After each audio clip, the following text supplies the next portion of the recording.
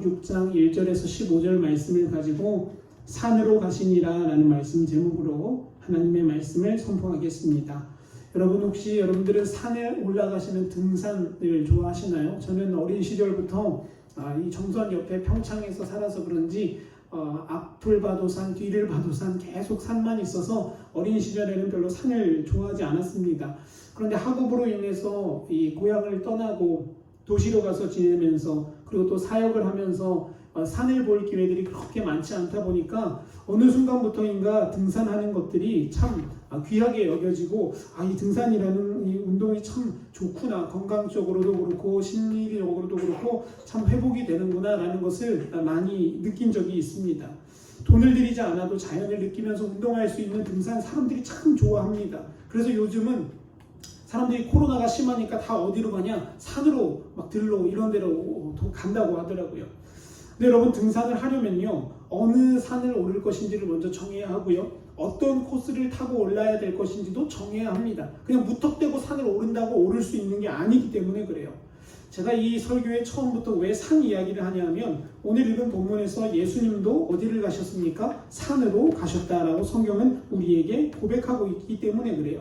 여러분, 이 오늘 읽은 본문은요, 여러분들이 너무나도 잘 아시는 본문입니다. 예수님께서 5,000명을 먹이시는 놀라운 역사를 일으키신 그 사건을 오늘 이 본문이 다루고 있다라는 거예요.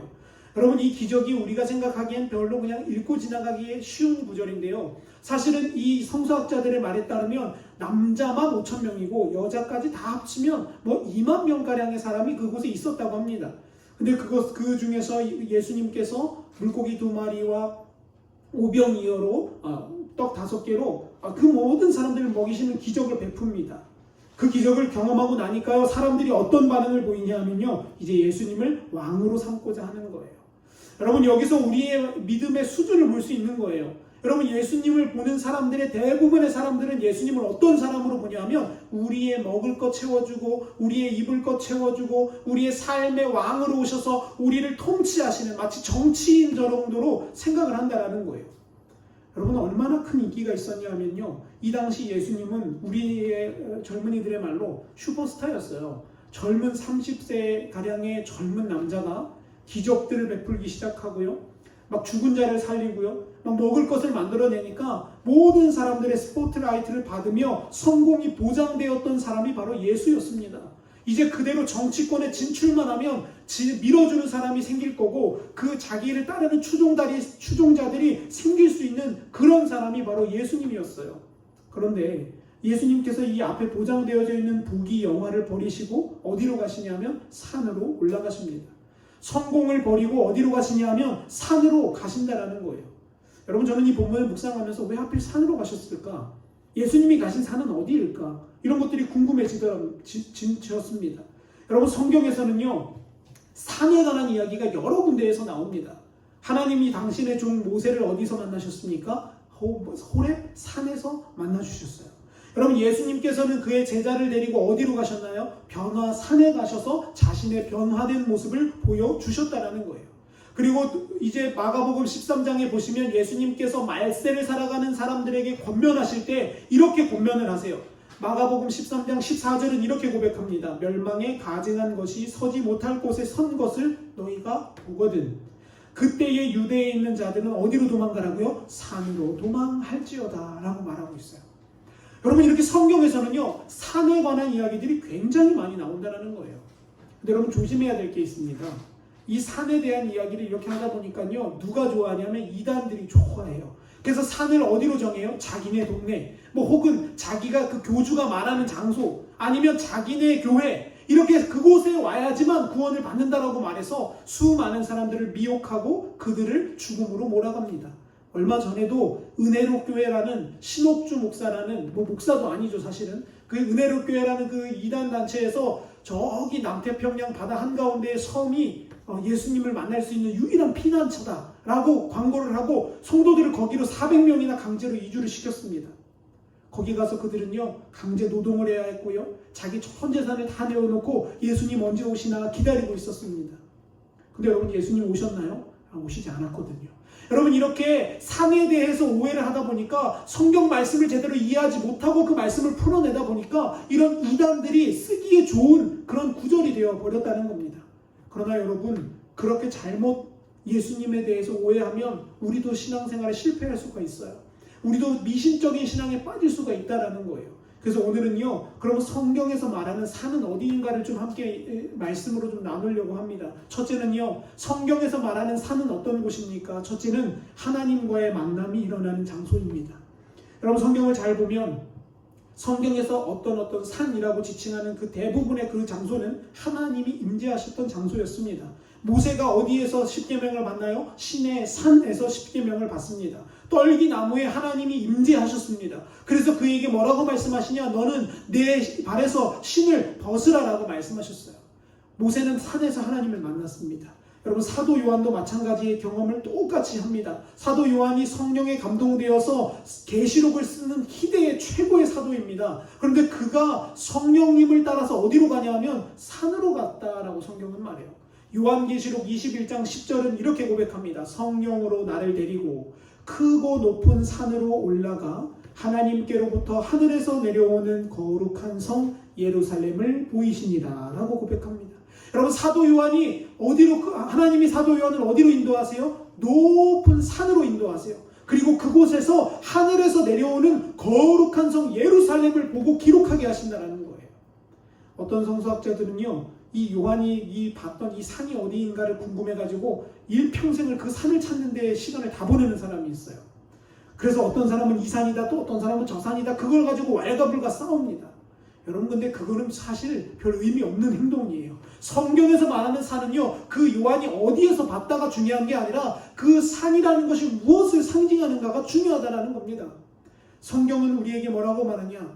하나님의 임재하시는 그곳, 하나님의 역사가 있는 그곳을 바로 영적으로 산으로 표현했다라는 거예요. 그래서 여러분 다윗은 자신의 시편 24편에서 이렇게 고백합니다. 여호와의 거룩한 산에 거할 자가 누구인가? 라고 고백해요. 여러분 이걸 문자적으로 풀면 큰일 납니다. 이단이 되는 거예요. 그럼 어느 산인지 그 산 찾아내가지고 거길로 몰려가기에 바쁜 겁니다. 그러나 여러분 다윗이 산에 살았습니까? 아니죠. 다윗은 궁전에 살았어요. 그러면서 다윗이 사모했던 곳은 어디였냐면 여호와의 거룩한 산이었다는 거예요. 사도 요한도 하나님의 말씀을 받은 그곳이 어디였냐? 그 높은 산이었다는 겁니다. 모세도 산에서 하나님을 만났어요. 결국 여러분 여기서 말하는 성경에서 말하는 산은 무엇인가 하면 하나님과의 친밀한 만남이 있는 장소를 상징한다는 거예요. 이 의미를 가지고 오늘 읽은 말씀으로 들어가면 아주 말씀이 정확하게 풀어집니다. 예수님이 사람들의 스포트라이트와 사람들의 관심을 받고 왕으로 추대하려는 그 사람들의 관심 속에서 예수님은 어디로 가냐? 주님께로 돌아가는 거예요. 말씀으로 돌아갔던 거예요. 하나님과의 만남으로 돌아가는 거예요. 사랑하는 성도 여러분, 부귀와 영화를 버리고 하나님 택하는 거 그거 쉽지 않습니다. 돈을 버리고 예수 택하는 거 그거 굉장히 어려운 일입니다. 그런데 여러분 그 산에서 역사가 일어난다는 걸 저와 여러분이 깨닫게 되시기를 축복합니다. 여러분 그래서 말세의 시대에 우리는 어디로 가야 합니까? 우리는 산으로 가야 해요. 여러분 여기서 말하는 산은요, 하나님의 임재로 들어가야 되는 거예요. 하나님께 좀 더 가까이 나아가야 된다는 거예요. 그래서 그 말씀을 마가복음에 넣어서 풀어보면 예수님은 우리에게 이렇게 권면하신 거예요. 얘들아, 말세의 때에 멸망에 가증한 것, 배교가 일어나고 하나님의 말씀이 무너지는 그때가 오면 너희는 더욱더 어디로 가라? 하나님께로 다가가라. 하나님의 친밀한 임재 가운데로 들어가라. 하나님의 부르심 가운데로 나오라라고 주님 우리에게 권면하신다라는 겁니다. 그래서 여러분 오늘도 우리는 산을 오르는 자가 되어야 할 줄 믿습니다. 오늘도 우리는 영적인 믿음의 산, 영적인 친밀함의 산, 영적인 임재의 산을 오르는 그런 귀하고 복된 성도의 삶이 되어야 한다는 것이죠. 그래야 미혹되지 않을 수 있습니다. 그래야 어디가 구원이 있다더라, 저기에 구원이 있다더라는 그런 거짓에 속지 않을 수 있다는 거예요. 여러분 가운데 그런 은혜가 있기를 간절히 축원합니다. 두 번째는요, 성경에서 말하는 산은 두 번째 무슨 의미인가? 성경에서 산은 기도의 자리를 의미합니다. 예수님은 산에서 시간을 오래 보내셨어요. 오늘 말씀도 보면 기적 베풀고 인기를 얻었는데 어디로 피하시냐면 산으로 피하세요. 그 산에 가서 여러분 예수님이 뭐 하셨을까요? 등산하셨을까요? 아니면 캠핑을 하셨을까요? 성경은 예수님이 산에서 무엇을 했는지 명확하게 이야기해 주십니다. 누가복음 6장 12절을 제가 봉독합니다. 이때에 예수께서 기도하시러 산으로 가사 밤이 새도록 하나님께 기도하셨다라고 성경은 얘기해요. 여러분 예수님은요 산에 가서 뭐 하십니까? 등산하는 게 아니에요. 예수님은 왜 산으로 가셨냐 하면 기도하러 산으로 올라가셨다라는 거예요. 결국 영적으로 성경에서 말하는 산은 어디를 의미하냐? 우리가 주님을 만나야 하는 기도의 자리를 상징하는 거예요. 그것을 마가복음에 넣어서 풀어도 그 풀이는 아주 명확합니다. 말세의 때가 되면 너희는 어디를 지키라는 거예요? 기도의 자리를 더욱더 지키라는 거예요. 이 세상의 흐름을 따라가지 말고 이 세상의 비진리를 따라서 사는 것이 아니라 하나님과 더 가까운 기도의 자리로 나아가서 그곳에서 기도로 하나님과 교제하라는 것입니다. 그런데 여러분 이런 의미로 볼 때 우리 현대 신앙인들은 산으로 가는 경우가 거의 드물어요. 육신의 건강을 위해서 등산할 시간은 있는데 하나님과의 만남을 위해 영적인 기도의 산을 오를 시간은 없다라고 말하는 시대가 바로 요즘 시대라는 겁니다. 바쁘다, 힘들다, 육신이 어렵다라는 핑계로 우리는 기도의 산을 오르지 않는다라는 거예요. 여러분 핑계거리 만들면 아주 많이 만들 수 있어요. 뭐 다양하게 만들 수 있죠. 어렵고 힘든 일들이 아주 많기 때문에 그래요. 근데 여러분 기도 안 한다고 당장은 별일 없어 보이죠? 기도 안 해도 당장은 아무런 일이 일어나지 않습니다. 근데 여러분 기도가 무너지기 시작하면 뭐가 무너지냐? 신앙이 무너집니다. 기도가 끊어지기 시작하면 우리의 믿음이 흐트러지게 되어 있다라는 거예요. 여러분 예수님은 신이셨어요. 예수님은 하나님의 아들이셨습니다. 그런데도 그 능력이 충만하신 분임에도 불구하고 날마다 끊임없이 산으로 향해서 기도했다라는 것은 우리에게 무엇을 상징하냐? 우리도 그 길을 똑같이 따라가야 한다라는 거예요. 여러분 예수님도 기도했다면 육신을 입고 사는 우리 부족한 우리들은 당연히 기도해야 하지 않을까요? 당연히 말씀 앞에 서야 하지 않을까요? 여러분 저는 이 말씀을 준비하면서 제 자신에게 한번 질문해 보았습니다. 너는 목사로서 기도의 산을 오르고 있는가? 나는 목사로서 여호와의 산으로 그 임재의 자리로 그 친밀함의 초대로 나아가고 있는가? 제 스스로에게 질문했을 때 제가 먼저 하나님 앞에 회개하는 시간을 갖게 되더라고요. 여러분 기도는요 습관입니다. 기도는요 훈련이에요. 그래서 언젠간 기도가 되겠지? 아니요. 그렇게 신앙생활 평생 해도 기도는 안 됩니다. 기도는 훈련이고요. 기도는 연습이고요. 기도는 습관이에요. 물론 하나님의 성령이 우리를 기도할 수 있도록 도우셔야 하지만 그 도우심의 자리까지 나아갈 때까지는 우리의 그 기도의 자리에 나아가는 우리의 몸부림과 우리의 간절함이 주님 앞에 상달되어져야 한다는 겁니다. 바다 위를 걸으셨던 예수님, 죽은 자를 살리신 예수님, 그런 예수님도 기도하셨습니다. 그런데 대체 우리는 무슨 배짱으로 기도하지 않는 걸까요? 제 스스로에게 질문합니다. 예수님도 기도하셨는데 안 목사 너는 무슨 배짱으로 기도하지 않는 거니? 할 말이 없더군요. 여러분 예수님은 사람을 피해 산으로 가시는데 우리는 있던 산에서도 내려와서 어디로 가요? 사람에게로 가는 게 우리의 인생 아닙니까? 예수님은 사람들과 권력과 부귀와 영화를 피해 산으로 가셨는데 우리는 산에 있다가도 부귀와 영화와 권력이 있다면 내 육신의 평안함이 있다면 그 산을 내려와서 그 세상으로 걸어가는 게 우리의 인생이 아닌가 하는 생각을 하게 됩니다. 사랑하는 성도 여러분, 이제 우리 결단해야 합니다. 이제 정말 우리 말세를 살아가는 마지막 시대의 사람들이 되었습니다. 뉴스를 보면 성경에서 말씀하신 그 말씀이 그대로 우리의 삶에 이루어지고 있는 걸 우리가 보게 되는 것 같아요. 그러면 이제 그 답은 무엇입니까? 그 답도 성경에 나와 있다는 것을 깨닫고 우리 더욱더 여호와의 산을 오르는 그런 귀하고 복된 역사의 장본인이 되어야 할 줄 믿습니다. 여러분 기도하지 않으면요 사탄에게 우리의 삶을 내어줄 수밖에 없습니다. 여러분 기도하지 않으면요 우리 기도의 탑이 무너지고 우리의 기도의 잔이 쏟아져서 우리 기도가 다 하나님께 상달되지 않는 그런 아주 비극적인 삶을 살 수밖에 없다라는 거예요. 그러므로 여러분 저는 여러분과 제가 기도하는 사람 되기를 간절히 축원합니다. 날마다 기도하는 자가 되셔서 우리의 상황과 여건과 환경을 핑계하지 아니하고 하나님 앞에 먼저 무릎 꿇는 자가 되셨으면 좋겠어요. 그게 어디서든지 그게 어떠한 자리든지 상관없습니다.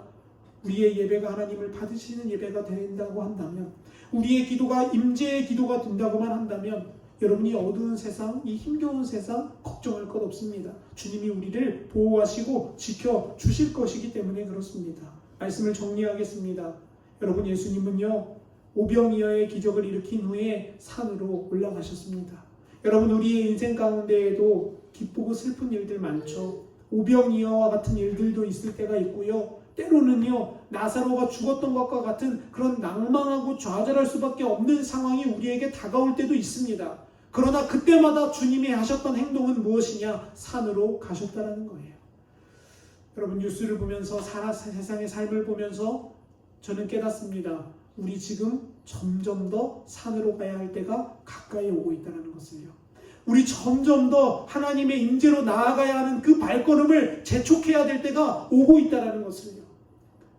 정말 여러분 간절히 부탁하건대 이 말씀을 듣고 이 말씀이 우리의 한 귀로 다시 흘러가는 것이 아니라 우리 마음 바탕에 새겨져서 이제는 우리의 삶으로, 이제는 우리의 믿음으로, 이제는 우리의 행동으로 실천할 수 있는 기도의 사람들이 다 되시기를, 임재의 사람들이 다 되시기를 간절히 축원합니다. 함께 기도하시겠습니다.